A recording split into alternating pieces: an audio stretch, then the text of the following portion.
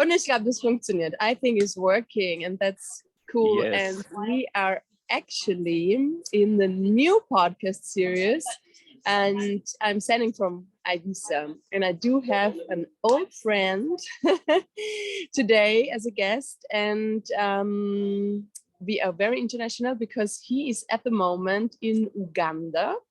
It's Yes. Johannes Frauscher. Thanks for your time, man. It's a pleasure, Diana. It's been a while. I haven't seen you. Yes, too long, man. How long are you in Uganda now? Since when? It's been now a bit more than 2 years. I've arrived in December 2020 during COVID. It was very interesting, actually. Oh my God. My 3rd year in this country, and it's beautiful. I think also we're going to talk about how this influences people over there. We've been working together at Global 2000 and an Austrian NGO because we are both from Austria and from Vienna. And now you're working for Horizont 3000. Yes. Which is funny. 2000, 3000. And we just said before the talk, the next company with 4,000 is going to be your own. So hopefully, yeah. Good times ahead. That's true. I had I think a couple of weeks ago, before I asked you if you want to do this podcast with me, a dream about you. And in this dream, I was wondering how you are and how life is in Uganda, because as I can imagine, but maybe this is a real prejudice, that it is a quite different life and people are having to do with other issues that we in Europe maybe don't even think about. And this is what we want to talk about, how the people are there, how the culture is. You're working for the environment, what projects are you in? And what I'm interested in is how is the situation with also younger people, the ecopreneurs, the entrepreneurs. Is there a lot going on? How modern is it? I mean, I was also yesterday night reading about it, that the laws for the women are still not so good, but I don't know. I mean, I saw that a couple of years ago, my God, they forbid, the Genitalverstümmelung, I don't know in English. Maybe you can say something about that. So it's a whole other world, and I'm very curious about that world. And then also, it's a lot I say in the beginning, then you have the word. I always in the podcast want to know what kind of role meditation plays in Uganda and also for you. Okay.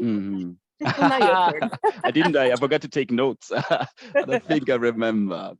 So where do we start? Should I tell you a little bit about life in Uganda, how I arrived here? Yes.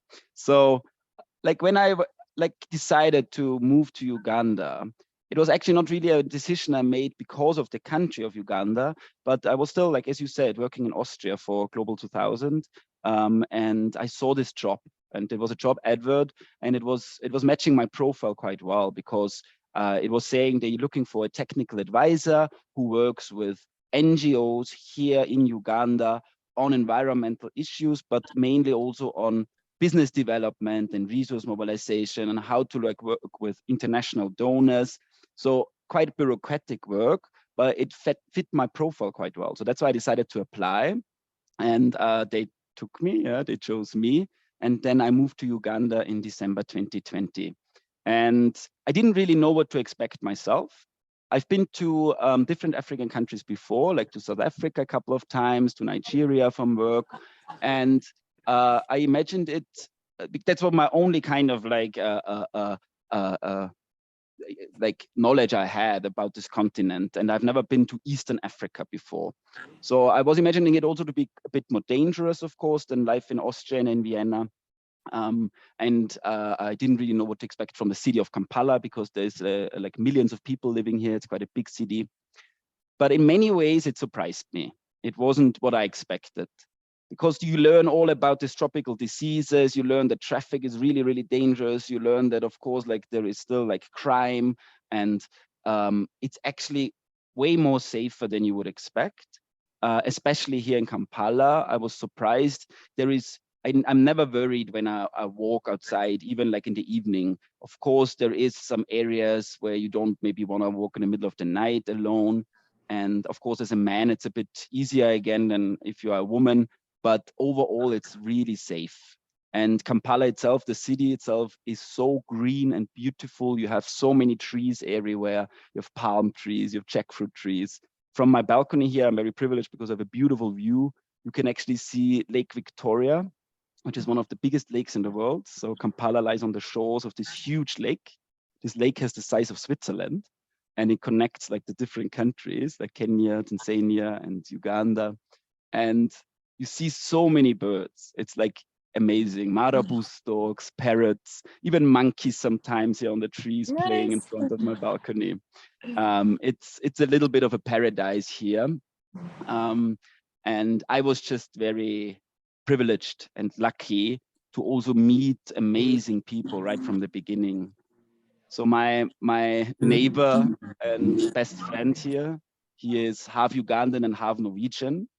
So, and he's lived most of his life in Uganda, and I befriended him right at the beginning because that's a funny story how we met. I'm gonna tell it later. And he basically was my cultural guide because he of course has the Norwegian and the European perspective, but also the Ugandan perspective. So for the first few months, I would always ask him whenever I had any questions on how to do things, how to move around, how to, I don't know, like, okay, like which ATM to use, like where do I find this kind of products in the city and stuff.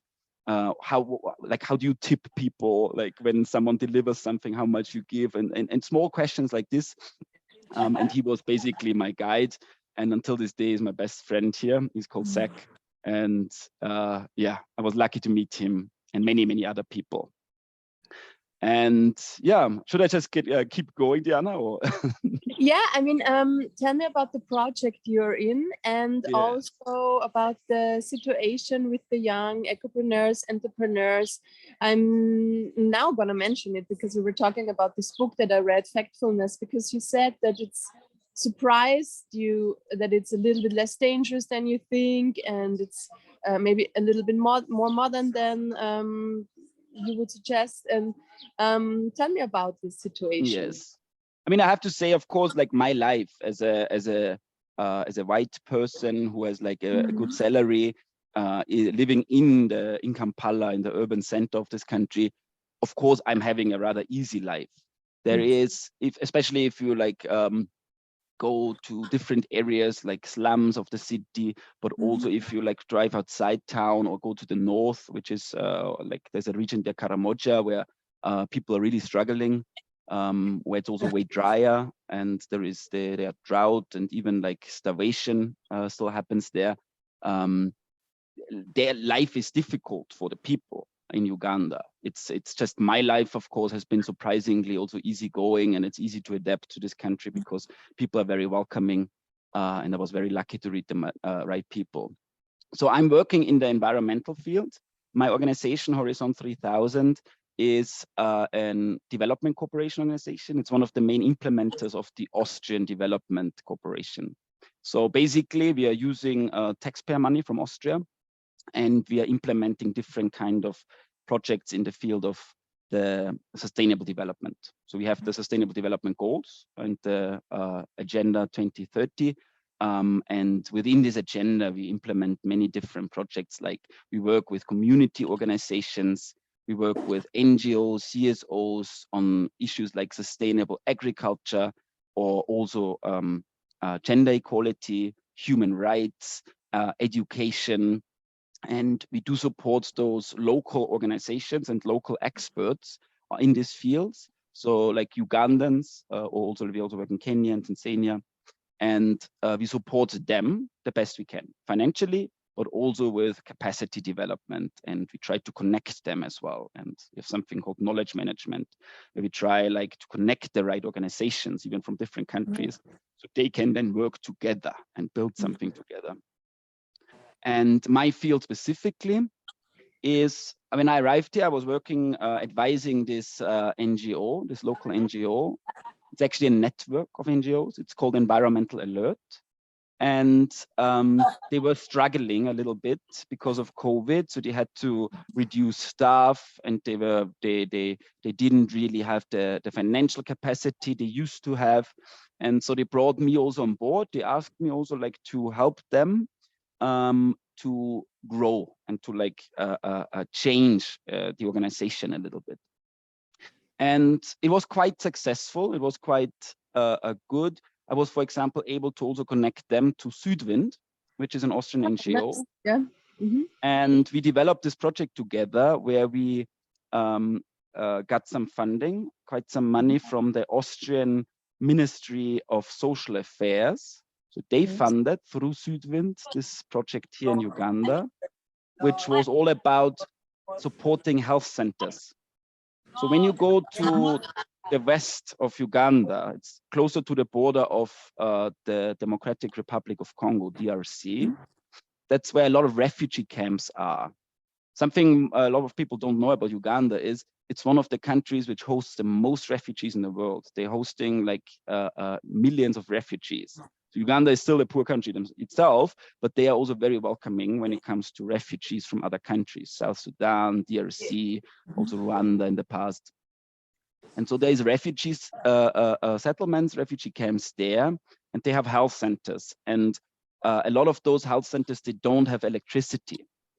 And I visited those health centers myself when we developed this project. And I talked to the nurses and doctors there.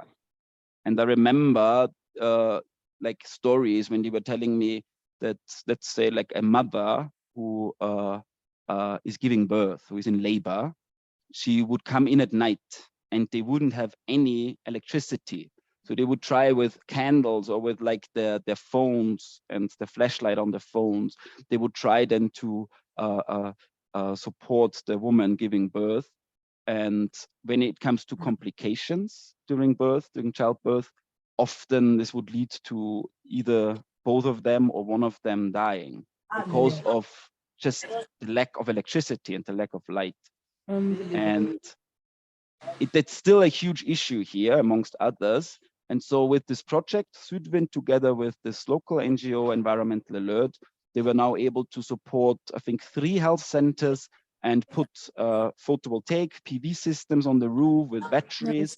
So now they have a full electricity, light, but also like for fridges to like, let's say, cool medicine, or to like for vaccines, for example, which need to be in the fridge. So this is one of my biggest, let's say, success stories, and I'm very proud of that. Yes, you can.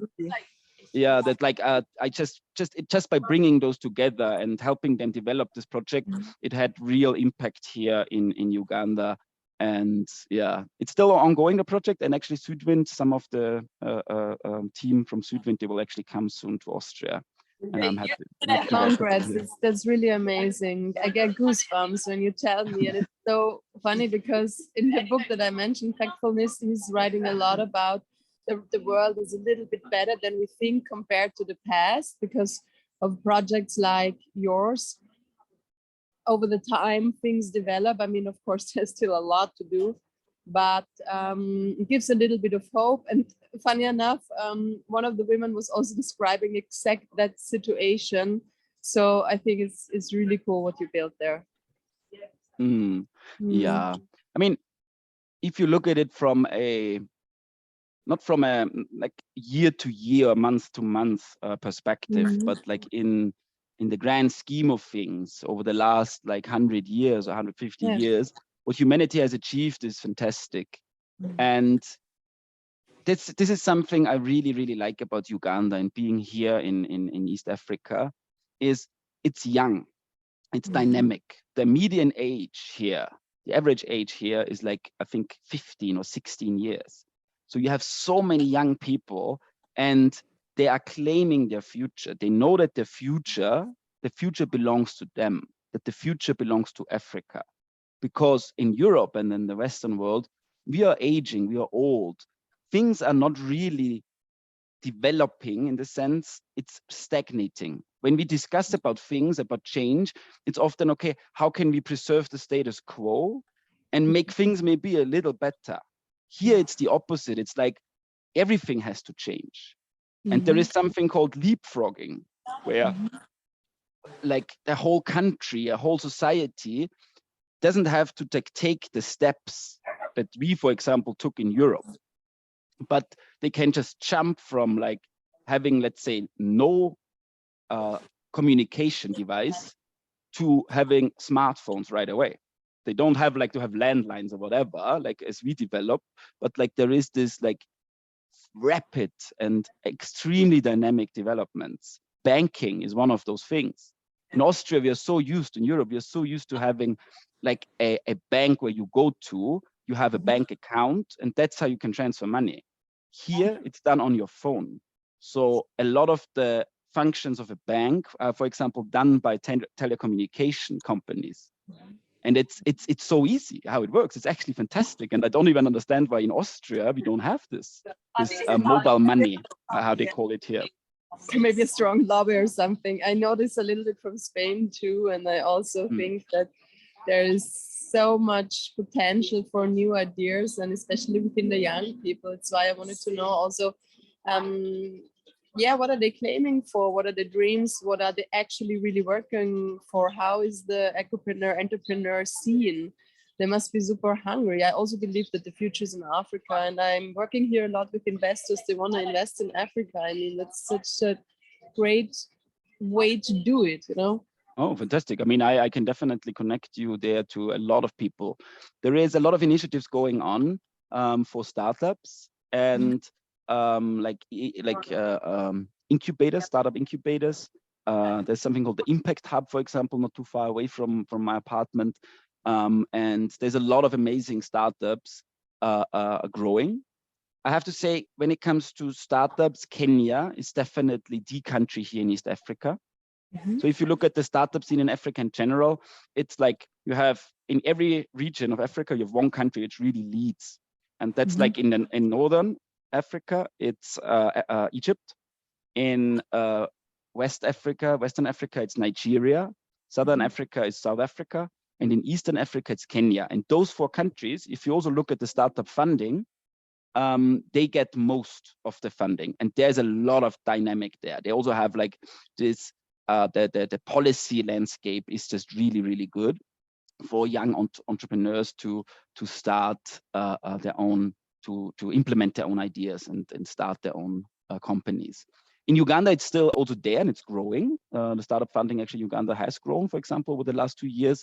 My best friend, I mentioned him before, Zach, like he also, for example, has a startup around land rights and around property management, because that's also a field, for example, which is super, super different from what we are used to in Europe, because the land titles here, there is still like a lot lacking in terms of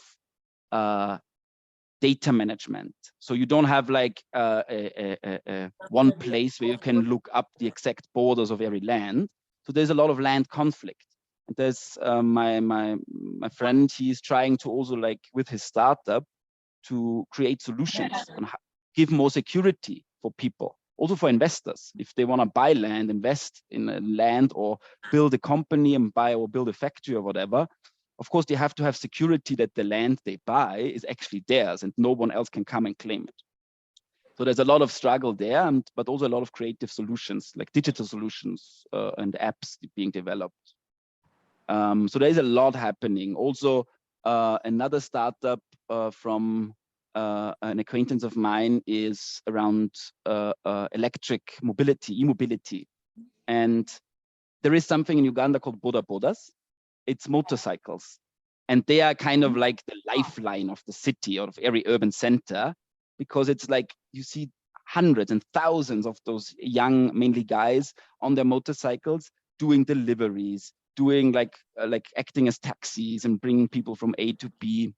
And there is a lot of like also struggle with those boda bodas in terms of like traffic safety and stuff, but also pollution, because it's very old bikes. And so like they have a lot of, they cause a lot of pollution.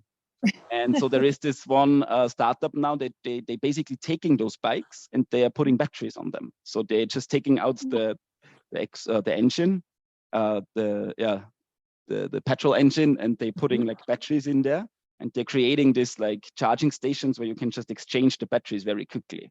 With one, like you just grab a new battery which is charged. And it's also growing fast. So I think the startup is doing very well and just also getting funding. And yeah, it's amazing what they're doing. It sounds amazing. Yes, I think also that because you mentioned that a lot of people, I mean, most of the people are in future going to be adults, and to hear them to invest there, it's just smart, you know. So from environmental view, how do you feel where the development goes there? I mean, you mentioned 2030. We always kind of bashed on, you know, China, India, although we know who are the great polluters in the West. How is this been seen in Africa? What is that they're doing to reach the goals? How can we support there? Can you say something about that? Yes. So in many ways, like let's talk about climate change at first. So when it comes to climate change, of course, we there is these two big areas. There is mitigation and adaptation. Sorry, mitigation, adaptation.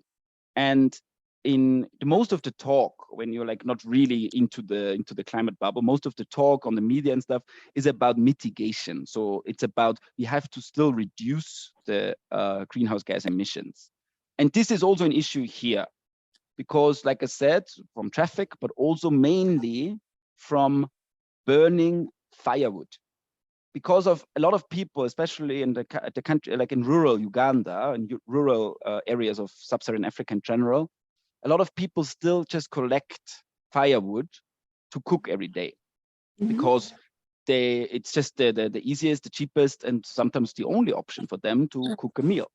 And this leads to like a lot of deforestation, which is incredibly harmful when it comes to the environment, when it comes to climate change.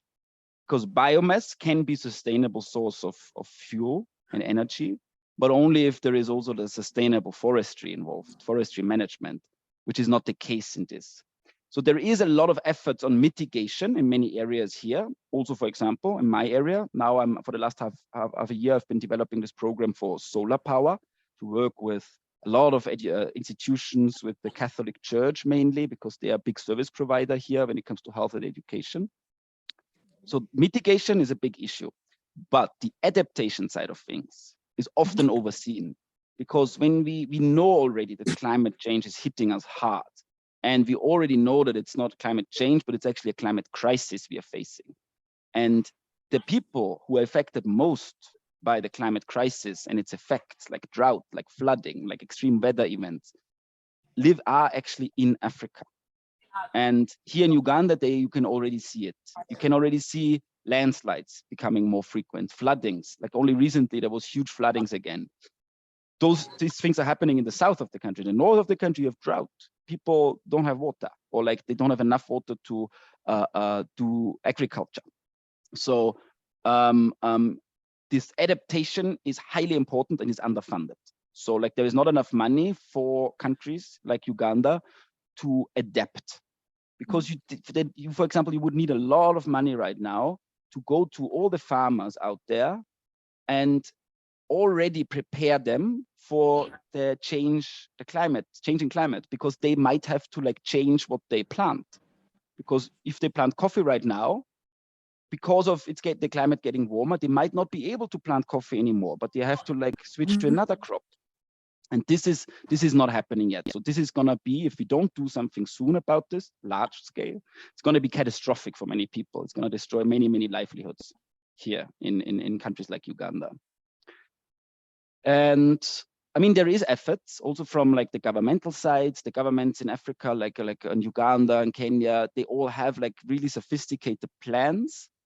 And NDCs, which are the national determined contributions. Every country has to do them and say like how they're gonna fight climate change.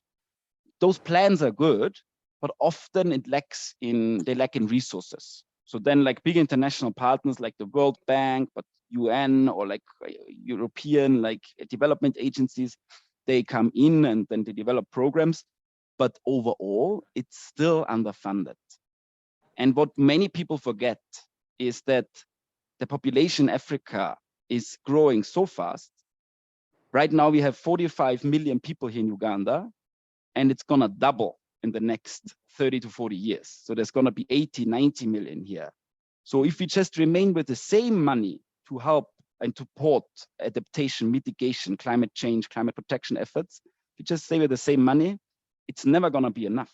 We need scalable solutions.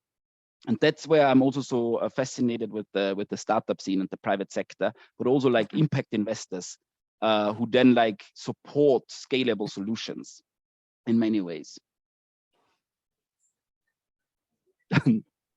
Should I continue? Yeah, I'm thinking my brain is like really cool.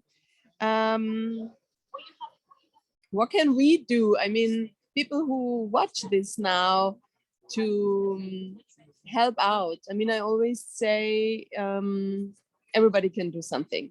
And even if it's like to educate yourself further, to kind of look up these startups, to give some money, to ask questions, to develop ideas, no matter where you are.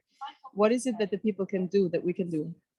Good question. And so by the people, you mean like especially people in the West or in Europe who might watch? Yeah, like everybody who sees this, but I guess it's people in the West. Yeah. Yeah, I mean, I think what you mentioned, for example, it's one of the best things to do. Like when it comes to like investing, right? If you have the means yourself, or if you know people, tell them exactly about the potential Africa holds, and the potential in terms of like also innovation and young people and the so-called demographic dividend. It's still, East Africa is one of the fastest growing regions in the world when it comes to GDP growth. And I hope that more and more people, and as you said yourself with your friends, like realize these opportunities and take it seriously.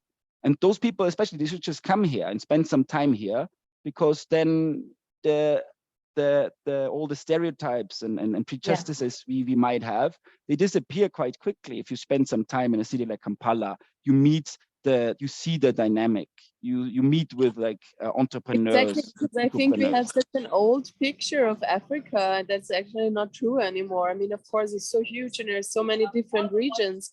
But if you don't travel and if you don't like really like look it up or talk to people or listen to their podcast or whatever, then you just don't know. I mean, it's also when I read the book Factfulness, I was so inspired that the world is different than we think, because maybe the media can't tell it all, you know? Yeah. So this is why I was so inspired to talk to you too, to really know and to talk to somebody that's actually there and to open up, you know? Actually, like, I was just before the podcast, I had a meeting with Desire, he's called. He's the head of communications for Next Media, which is one of the biggest media houses here in Uganda. And we were talking about similar things, and that I also kind of have a bit of a dream of like educating my fellow Europeans, because I've learned so much through the time about the time I was here and I was able to spend here. But as you say, so many Europeans, they never get the chance to see how it really is here. And through my partner and girlfriend, Sheila Solta, I was able to also like see this completely new world of the whole entertainment and media industry, because she's working for the TV here and has a radio show on a new radio station called NRG Radio Uganda. And she was introducing me to this whole new world, which we never see in Europe. And it's so like colorful. It's so like joyful and amazing and inspiring to see young artists or African artists, Ugandan artists, and like collaborating across the continent. Like there is Nigerian artists coming to Uganda. Nigerian music is probably the biggest one right now. I hope like my girlfriend will not like correct me after. But and to see the festival and like the festival scene, the DJ scene, the club scene, it's something which is completely fantastic and it's growing fast. And I was talking to this head of communication from Next Media, and he was always saying, like, let me know if I can help to tell the stories to in Europe. Then let me know. Let's collaborate. Let's do something. Let's come up with something. Awesome.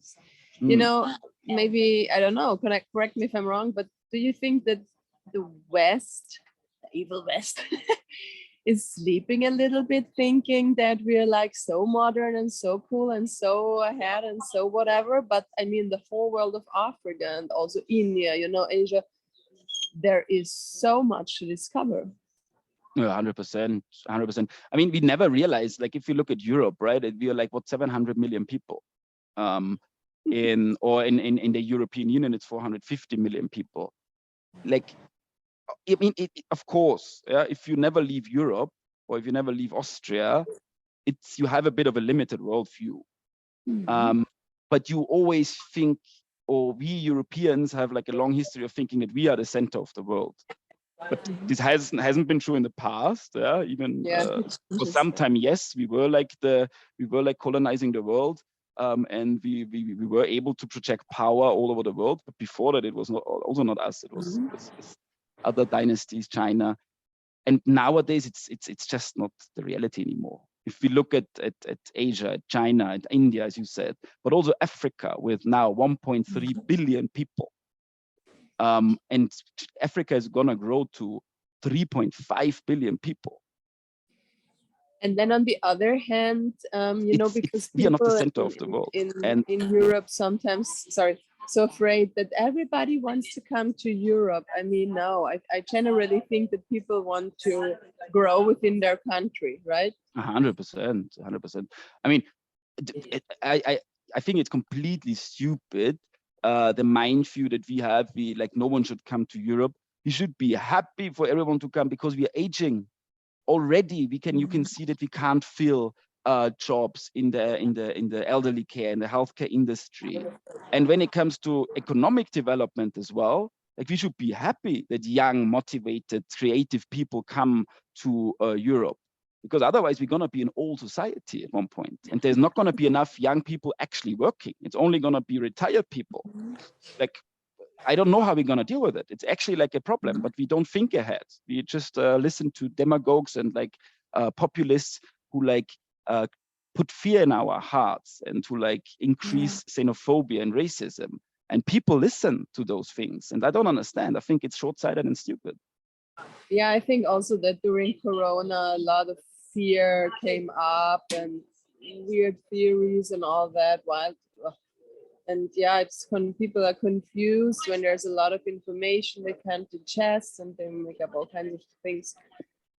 So let's make a little move and talk about meditation. Mm-hmm. Do you have a meditation? Do you have a meditation practice? I do yoga, not like every day, but at least like once or twice a week.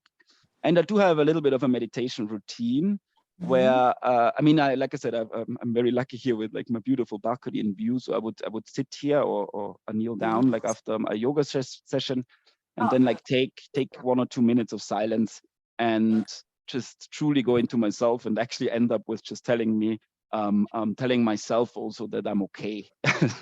with everything I struggle with. And like, of course, we always want to be better and the better version of ourselves.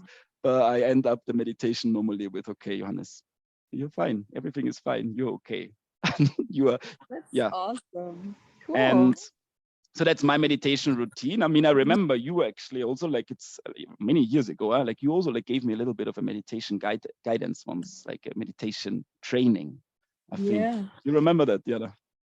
I just love it because I think there's so many stereotype ideas about meditation, and I think it can be different for everybody. Some just go to nature, some play the piano, or sit still. It can be so different, and to reflect, and just to be in the moment, and to kind of also what we do today, to zoom out of the world and like get the bigger perspective and all that. And then it makes, as you said, problems seem small, and it remembers, at least what I do at the moment, it reminds me on the beauty of life, the miracle of life, and that we're here, that we're breathing, and that it's an adventure, So yeah. How is it in Uganda? Is meditation something new there, or are people regularly meditating? Do you have any insights there? So I'm not really sure, to be fully honest.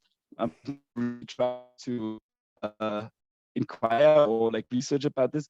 But what I know is that spirituality plays a big part, and especially religion also plays an important part in people's lives.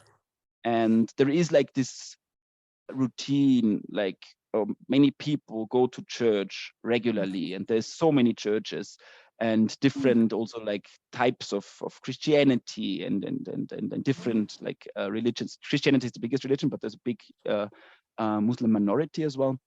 And I know that this is really, really important for people.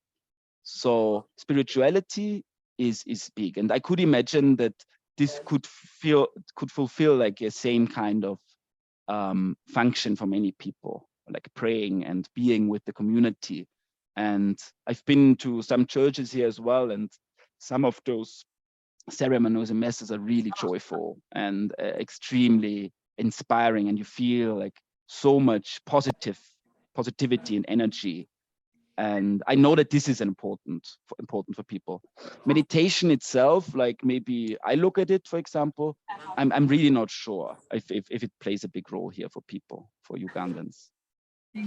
I know that in Kampala there is, so for example, like when it comes to yoga, also like meditation, there is quite a few places here, but I would assume they target rather like upper class, and also like expats, Europeans, probably the main target group for them.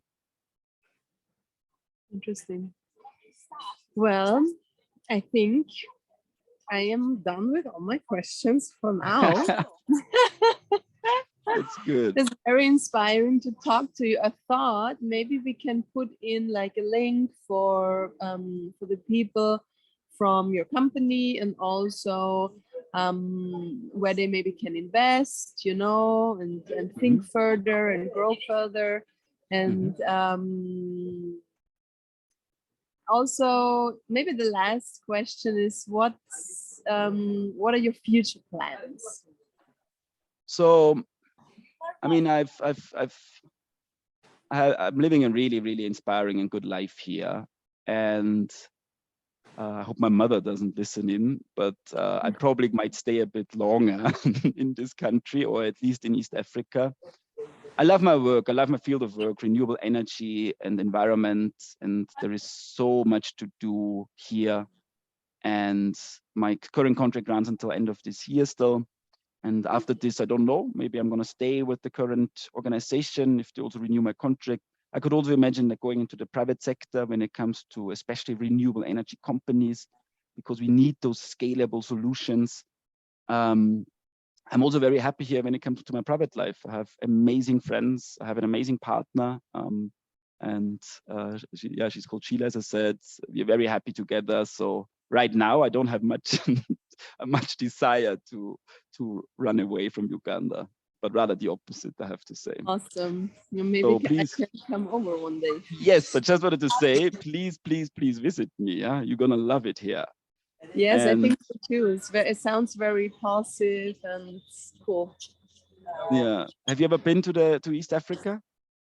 I've only been to Cape Town and Tunisia, and I think it's a little bit as if you would go to New York and LA. You don't really know anything about the country. Then I had a child, where you write the letters and support in Swaziland for a while, and now I have a daughter in India. So yeah, I'm trying to support also little projects and people and girls. It's very important for me. Yeah. So yeah, time to come, I guess. Come over. Yes. Yes, 100%. Please visit. You're gonna love it here. We're gonna do an amazing trip. It's yeah, everything is fantastic when it comes to, especially most people visit because of nature here and the parks and elephants, How's the lions, food? gorillas. How's the food? The food is quite good. It's I mean the really good thing here in Kampala is as well. It's also like a bit of a melting pot. You have a lot of a huge Indian community, for example. And so you have like a lot of influence, also culinary influence from this side. The Ugandan food itself is also quite good. We have at my office, we have this amazing chef. She's called Susan, and she cooks for us every day. And I'm very spoiled. I'm very spoiled. We have a lot of like something we in Europe, for example, we don't really eat or we don't have is they call it matoke here. It's these huge bananas. Yeah, we don't call it bananas here. They are harvested when they're still green, and they're not very sweet, but they taste a little bit like the bananas we know in Austria. But they normally make this like mashed potatoes almost. Like they boil it in banana leaves, and then they have it as a side dish with different kind of stews like cowpeas or like chicken stew, and it's quite good actually. Yeah. I think I'm gonna go for some food now. Yeah, but just wanted to, like, if people are actually interested in learning a little bit more, and we are often in our own bubble when it comes to social media, and we consume like very much the same content from our bubbles, our also geographical location. But what I've realized when I moved to Uganda, it's so easy to break out of this bubble. Just on Instagram, just Google biggest Instagram influencers in Uganda or in Kenya or in Zambia, whatever you're interested in, and follow them. You will see a completely different picture of Africa, of the entertainment industry. Also, like when you're interested in investing and the startup scene, do the same thing on LinkedIn. Just check out like Ugandan startups and connect with those guys and those women on LinkedIn. And you're gonna see the dynamic. It's so easy to actually break out of your bubble if you actually just make a little bit of an effort. So that's my recommendation. Put a little list together too, and put it in the text of the podcast. I would think it's really good to as a start help. 100%. You should do that. Yes, some links. We'll think about it. Well, I'm gonna end the video now. Thanks for your interview. It was really cool to talk to you. We're gonna do a little bit more, but now we say goodbye to the people. Okay, thank you so much, Diana. Thank you for inviting me on your podcast. Thanks for having us. Hold on. There it is. Bye, everybody.